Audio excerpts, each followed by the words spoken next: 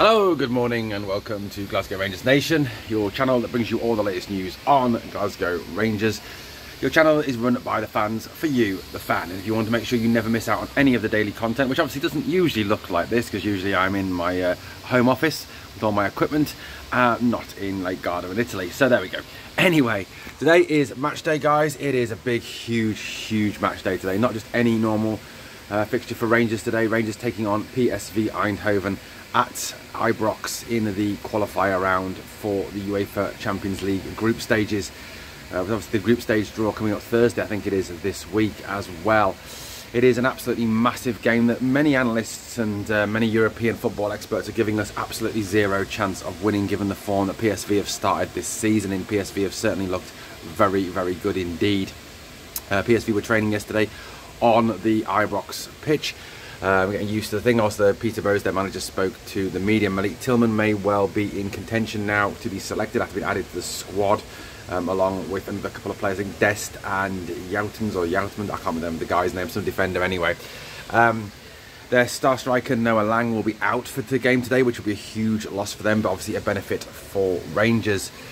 Obviously yesterday's news was made by the fact that Michael Beale revealed that he had made changes to the European squad ahead of the game against PSV today.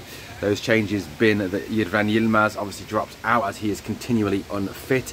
There's certainly got to be some questions raised about Ridvan and his fitness. Ridvan is just, I don't know, he's really struggling, I think, with the physicalities, maybe. I don't know what the situation is, but he just seems to be permanently getting injured. He missed a large number of games last season and obviously now has again missed the whole of the start of this season. Has not yet participated in a single minute of competitive football for Rangers this season. Yes, he's played pre-season, but certainly no competitive football. Has even had some people branding him the Turkish Kemar Roof, although Kemar Roof has managed to stay fit at the start of this season, but has not obviously been included in the European squad. That is obviously felt to be due to the fact that Beale has spent an awful lot of money on forwards this summer. Well, there's obviously the biggest news yesterday was the fact that Matondo was called up to the squad, and the man to miss out was Yanis Hadji. Now, this is divided opinion amongst Rangers fans. Many Rangers fans say, well, fair enough, Yanis Hadji hasn't proved anything yet this season. Yanis Hadji has been injured, he's still coming back from that injury. Other Rangers fans were very impressed with the way he performed on Saturday, which was countered, of course, with the fact that people said it was only green at mortar, which I get 100%. But you've got to kind of look back across Yanis Hadji's time at the club and also his European performances in the past, where he has performed very well at the European level. Maybe I was trying to, at breakfast this morning, I was kind of reflecting on this a little bit more and trying to get my head around this decision and trying to think about, you know, what the situation is. But to me, you've got to kind of get a squad balance. And you look at the midfield balance and you look at the kind of players we've got in that midfield at the moment, and you look at the options that therefore gives Michael Beale off the bench.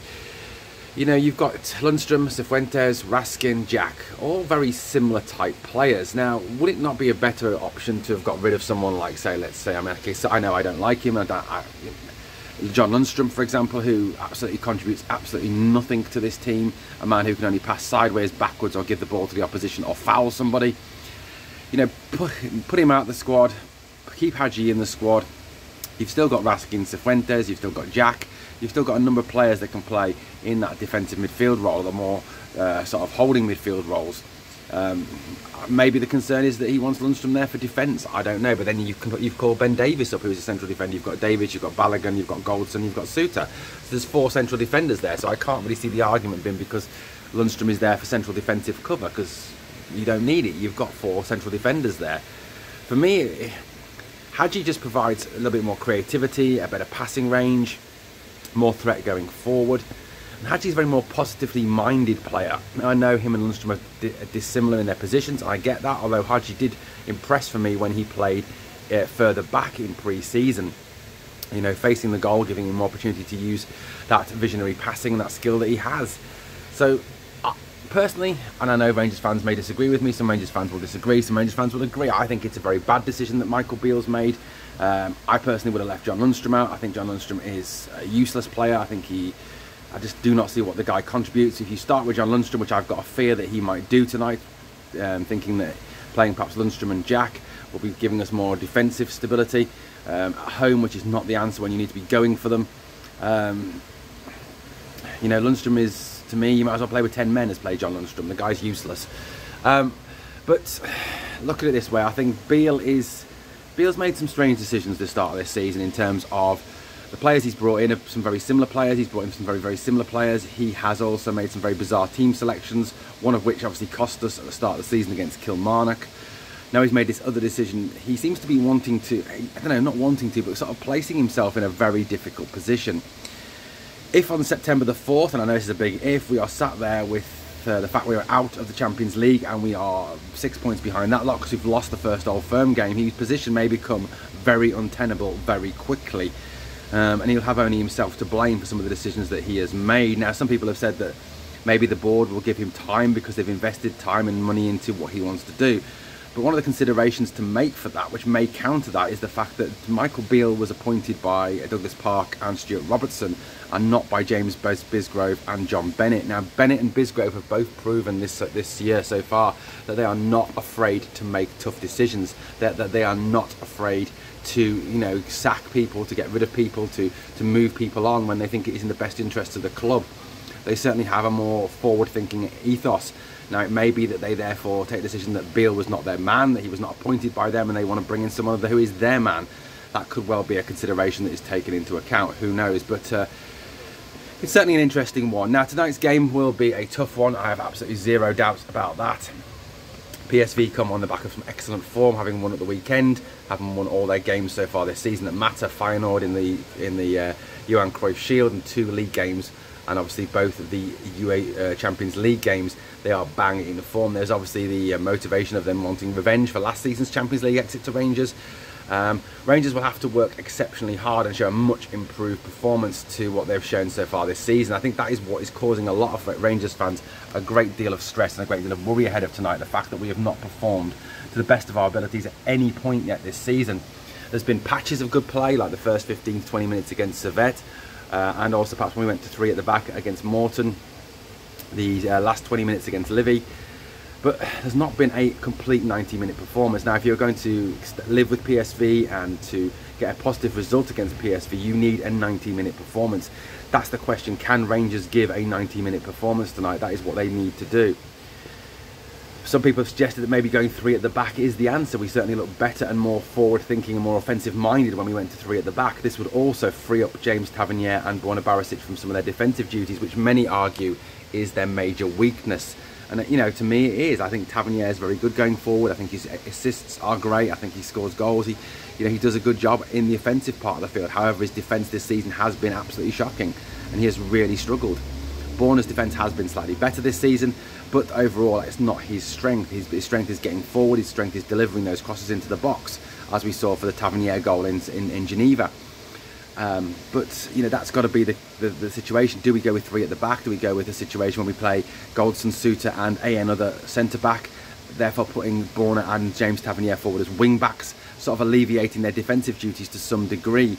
You can then have a midfield maybe of Cifuentes, Raskin and Cantwell behind a main 2 of Dessers and Danilo, both of whom I think will start.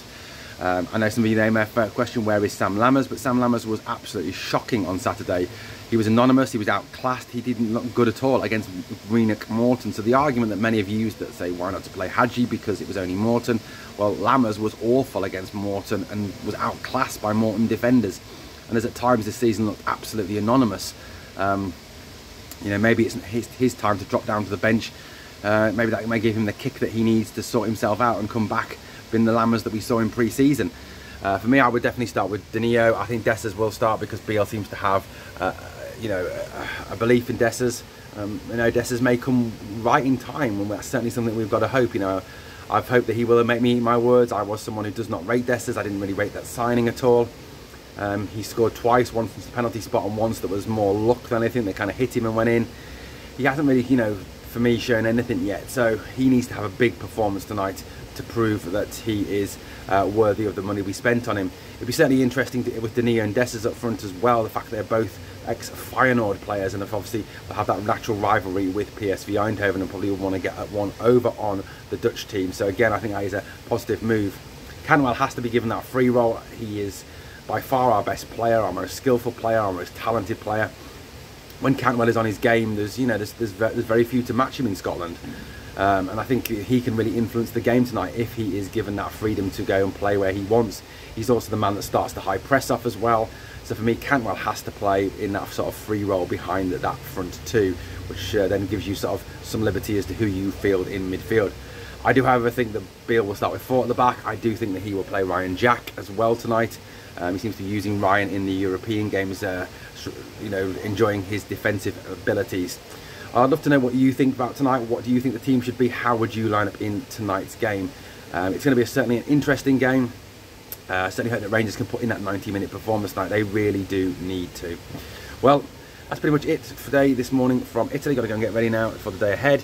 Obviously, we'll try and keep across anything that happens as the day progresses. And obviously, looking forward to the game tonight. I'm going to go for a 2-1 Rangers victory tonight. A tight one, which obviously will need to put in a performance out in Eindhoven. So 2 things as always, guys. Smash the like, and remember always, we are the people.